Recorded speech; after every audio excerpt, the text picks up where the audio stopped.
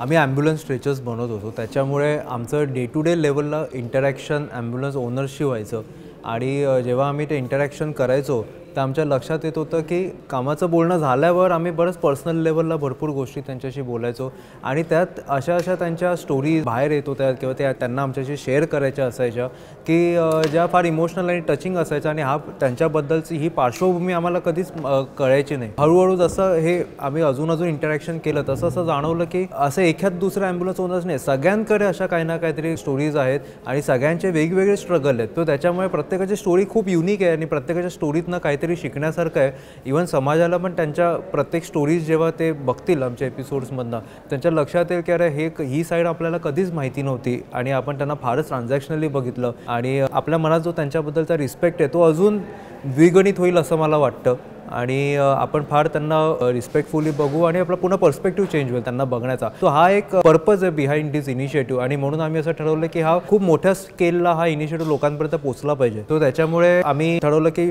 Social मीडियाचा वापर करूया, जसं आज आपण पत्रकार परिषद घेतो तर त्याच्या थ्रू आपण लोकांना पोहोचूया, कारण हे जास्तीत जास्त लोकांना पोहोचणं गरजेचं आहे। म्हणून आम्ही हे इनिशिएटिव्ह अशा प्रकारे डिझाईन केला आणि अशा स्टोरीच्या मार्फत एपिसोड्स मार्फत आम्ही त्याला लॉन्च करतोय आज।